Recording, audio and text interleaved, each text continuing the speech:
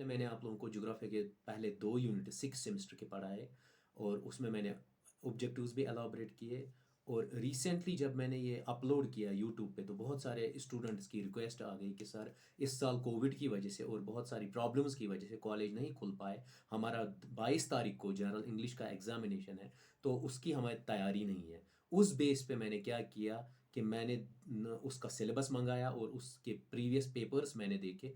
ये 2 पार्ट्स में है आपका जनरल इंग्लिश का पेपर। एक यूनिट फर्स्ट है जो राइटिंग स्किल है, दूसरा यूनिट सेकंड है प्रोज है। मैंने दोनों की पीपीटीज तैयार की और उन पीपीटीज में दोनों पीपीटीज में हमने 40 से लेके 50 क्वेश्चंस ऑब्जेक्टिव ऐड किए ताकि आप लोगों को इजी हो जाए जो 22 तारीख को आपका एग्ज़ाम है। इस बेस पे मैंने ये पहला यूनिट जो है राइटिंग स्किल्स, जिसके 3 सब टॉपिक्स है, एडवर्टाइजमेंट्स, ईमेल्स एंड एसेज, इनको एलाबरेट किया। उसके बाद मैंने इनके फर्दर डिविजन्स किए, इनके कैरेक्टरिस्टिक्स क्लासिफिकेशन बताई। उसके बाद इनके मैंने पार्ट्स बताए हैं अलग अलग से पीपीटीज में। और उसके बाद इन तीनों टॉपिक्स को लेके मैंने 40 ऑब्जेक्टिव्स बताए और उन 40 ऑब्जेक्टिव्स की मैंने पीपीटी तैयार की ताकि आप लोग आराम से इस एग्ज़ाम को, जनरल इंग्लिश के एग्ज़ाम को क्वालिफाई कर सको। इसीलिए मैंने सोचा कि 2 पार्ट में जाएगा। यूनिट 1 आज मैं डाल दूंगा, कल शाम को मैं यूनिट 2 डाल दूंगा ताकि आप आराम से इसको क्वालिफाई कर सकते हो और अच्छे मार्क्स ला सकते हो। अब इस यूनिट में क्या है, यूनिट 1 है जिसका नाम है राइटिंग स्किल्स। इसमें 3 टॉपिक्स आते हैं, एडवर्टाइजमेंट्स, ईमेल और ऐसे। अब सबसे पहले एडवर्टाइजमेंट की बात करेंगे। एडवर्टाइजमेंट कहते किसको है? ये वो टाइप ऑफ कम्युनिकेशन है जो एक ऑर्गेनाइजेशन या इंडिविजुअल या एक पर्सन यूज करेगा अपने प्रोडक्ट्स को बेचने के लिए या अपनी सर्विस देने के लिए, या ऑफर करेगा, कोई भी चीज प्रमोट करेगा, सेल करेगा या सर्विस करेगी। जो ये एडवर्टाइजमेंट है ये एक लेटिन वर्ड से डिराइव किया गया है, एडवर्टर, जिसको कहते हैं टू टर्न। और जो फादर ऑफ मॉडर्न एडवर्टाइज है उसका नाम है थॉमस, और उसने कॉइंड किया है स्लोगन गुड मॉर्निंग। उसी से ये एडवर्टाइजमेंट आया है। उसके बाद एडवर्टाइजमेंट किस किस में आता है? ये न्यूज़पेपर्स में छपता है, ये मैगजीन्स में आता है, मैगजीन के पोस्टर पे, रेडियो पे भी हम एडवर्टाइजमेंट कर सकते हैं, टेलीविजन पे कर सकते हैं या इंटरनेट पे कहते हैं कर सकते हैं। उसके अलावा इसकी एक रिटन डॉक्यूमेंट होता है, उसको हम कॉपी कहते हैं। उसकी टर्म है, उसको हम कॉपी कहते हैं क्योंकि ये ऑब्जेक्टिव इस तरह आ सकता है कि रिटन डॉक्यूमेंट है एडवर्टाइजमेंट के, उसका नाम क्या है, उसको कॉपी बोलते हैं। और जो न्यूज़पेपर के एडवर्टाइजमेंट्स हैं वो 2 टाइप के होते हैं, 2 टाइप्स है उसके। नंबर फर्स्ट है क्लासिफाइड एडवर्टाइजमेंट्स। उस टेक्स्ट बेस्ड एडवर्टाइजमेंट को कहते हैं जो ब्रीफ होगा, और जो रिटन डॉक्यूमेंट होगा एसेंशियल वर्क्स उसमें यूज़ किए गए या फ्रेजेस या एब्रिवेशंस। फॉर एग्जांपल मैट्रिमोनियल्स है या वैकेंसी है या किसी कंपनी में कोई चीज़ है, और हमेशा ये एडवर्टाइजमेंट क्या होता है, ये क्लोज होता है। और अगर हम पीओ बॉक्स यूज़ करेंगे तो वहाँ पर क्या होती है, वहाँ पर आइडेंटिटी को हमें छुपाना होता है। जो भी वो एडवर्टाइजमेंट दे रहा है उसकी आइडेंटिटी को हमें हाइड करना होता है, उसको कहते हैं पीओ बॉक्स। और इस एडवर्टाइजमेंट का जो रेंज होता है वर्ड्स का वो 50 है। अब देख लीजिए यहाँ मैंने चंद विजुअल्स किए हैं। For example ES college of nursing, ये एक एडवर्टाइजमेंट है।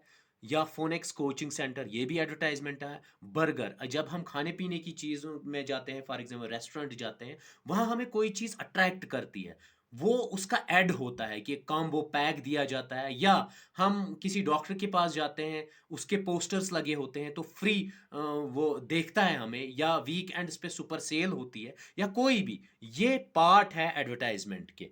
उसके बाद दूसरा होता है डिस्प्ले एडवर्टाइजमेंट, ये टाइप है उसका। ये डिस्प्ले एडवर्टाइजमेंट में क्या दिखाया गया, फॉर एग्जांपल हम कश्मीरी एप्पल्स को देखेंगे, इसमें एक एप्पल एक अट्रैक्शन है। ये क्या होता है, ये एक स्केच है या एक फोटोग्राफ है या एक डिजाइन है या एक ड्राइंग है। ये हमें अट्रैक्ट करती है, हमारी आईज को ये कैच करती है, और ये कॉस्टर हो जाता है एज कंपेयर टू पहले एडवर्टाइजमेंट में। उसके बाद क्लासिफाइड एडवर्टाइजमेंट डिफरेंट कैटेगरीज होती है, announcement, business, education, ऑबिचरी, personal, property, public, notice and tender and recruitment. अब इनकी अलग अलग अनाउंसमेंट अगर हम देखेंगे, हम बाय नेम और एड्रेस चेंज करने के लिए करते हैं, या लीगल नोटिस देते हैं, या लॉस्ट कोई चीज़ हम खो देते हैं, या मैट्रिमोनियल्स पे आते हैं उसको हम करते हैं, या बिजनेस को देखेंगे हम सेल करते हैं किसी प्रोडक्ट की।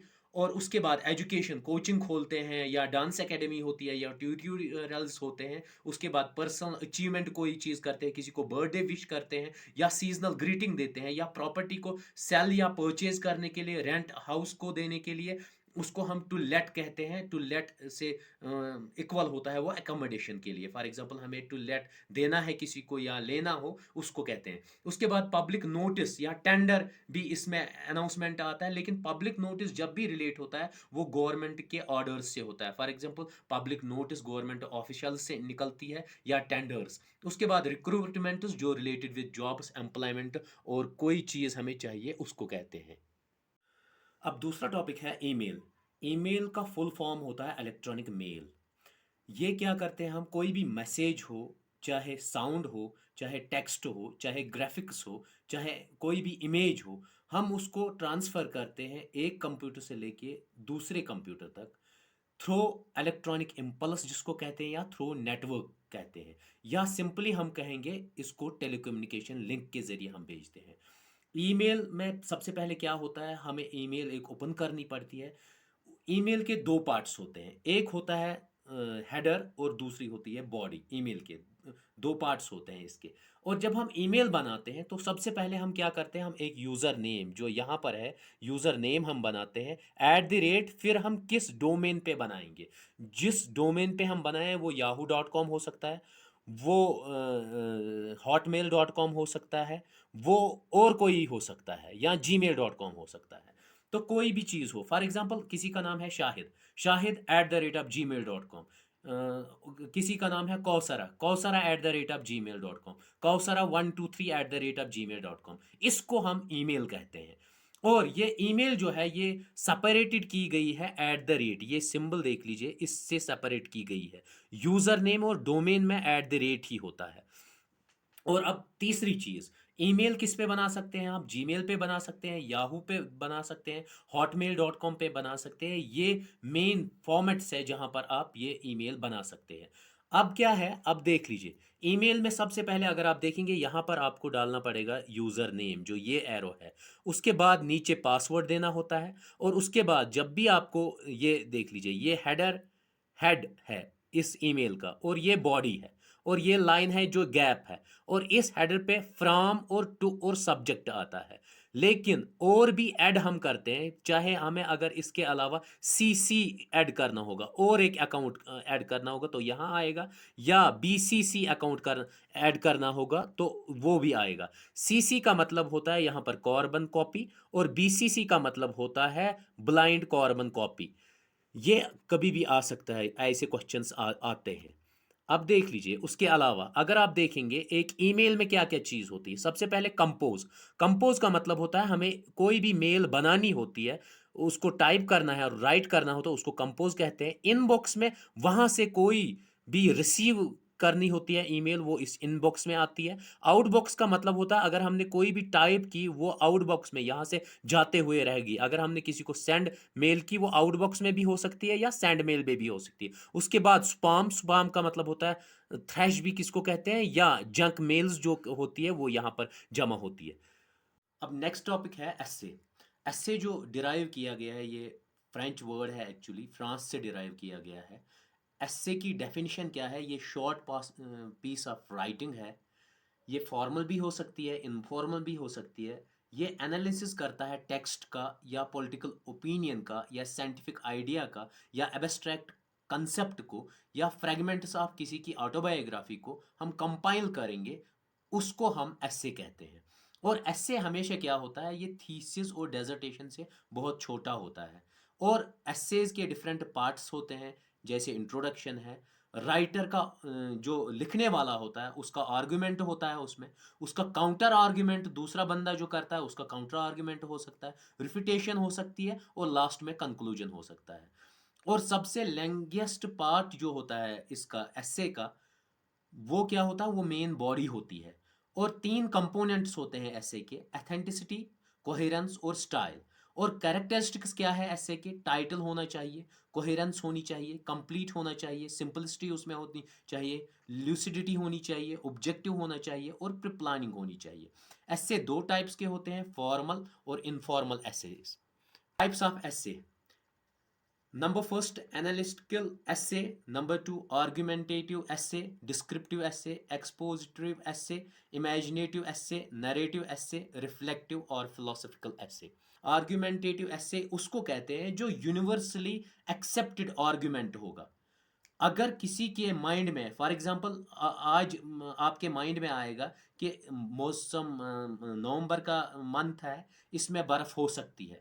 हर एक कहेगा कि नहीं, हमें बागों में कैंची करनी पड़ेगी, हमें बाकी काम निपटाना पड़ेगा, जितने भी एप्पल गार्डन्स हैं उनमें काम निपटाना पड़ेगा क्योंकि बर्फ होने वाली है। ये यूनिवर्सल आर्ग्यूमेंट हो गया, तो इसको हम कहते हैं आर्ग्यूमेंटेटिव ऐसे। अगर इस पे हम लिखेंगे, अगर एनालिटिकल ऐसे लिखेंगे, वो हम क्या करेंगे, हम कल मूवी देखेंगे, कोई भी मूवी आ रही है, उसके बारे में हम लिखेंगे इसने अच्छाई इसमें क्या थी या बुराई क्या थी। या हम कोई भी बुक नॉवल पढ़ेंगे, उसके बारे में हम लिखेंगे, उस टॉपिक को हम अंडरस्टैंड करेंगे और फिर एनालाइज करेंगे, उसको हम एनालिटिकल ऐसे कहेंगे। तीसरा है डिस्क्रिप्टिव।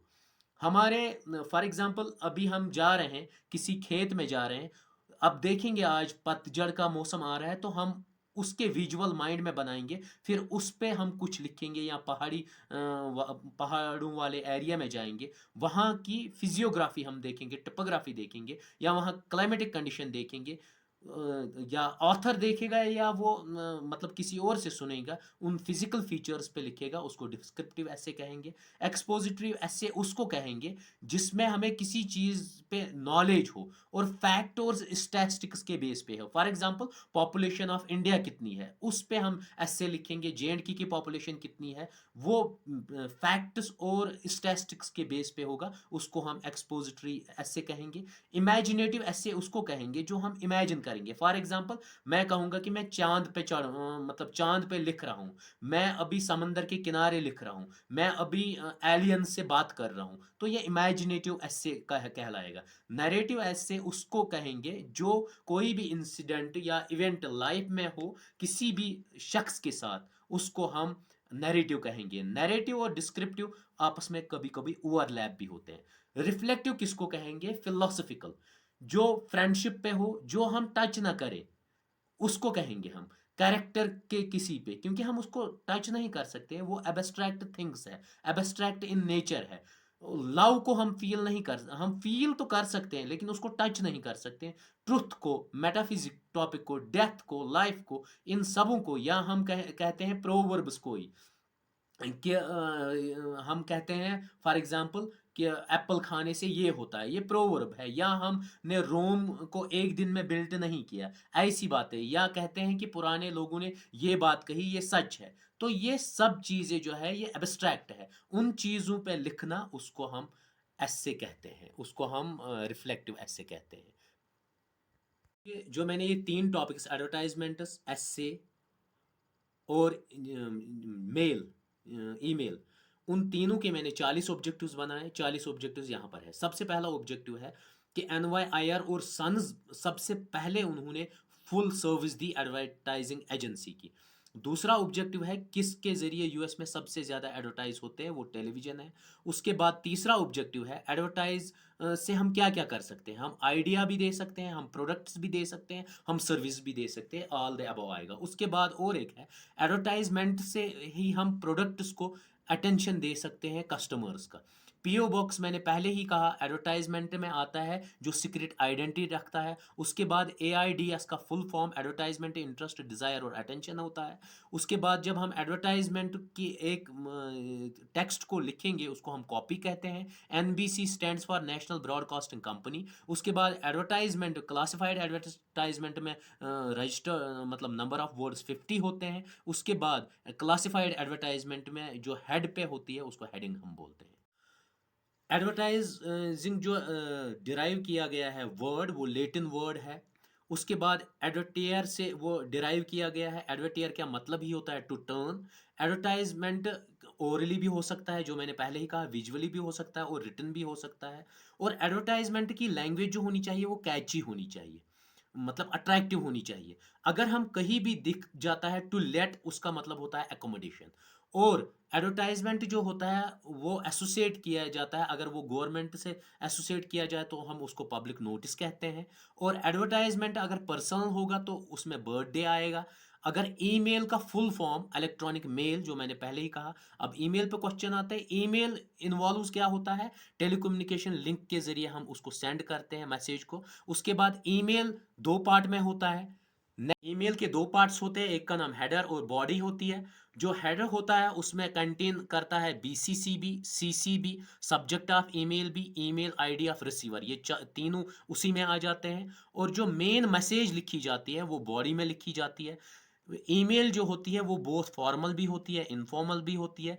ईमेल की जो सिंपल होती है, जो यूज़र नेम और डोमेन को डिवाइड करती है, मैंने वो विजुअल में भी दिखाया, उसको एट द रेट ऑफ कहते हैं, जो यहाँ पर डी पार्ट है। उसके बाद सीसी का मतलब होता है कार्बन कॉपी, बीसीसी का मतलब होता है ब्लाइंड कार्बन कॉपी। उसके बाद अगर किसी की करेक्ट ईमेल आईडी देखनी है, जैसे मैंने यहाँ एग्जांपल दी, zahida@gmail.com, ashik777@yahoo.mail.com, rozia123@hotmail.com, ये तीनों करेक्ट ईमेल्स है। वर्ल्ड वाइड वेब को www कहा जाता है।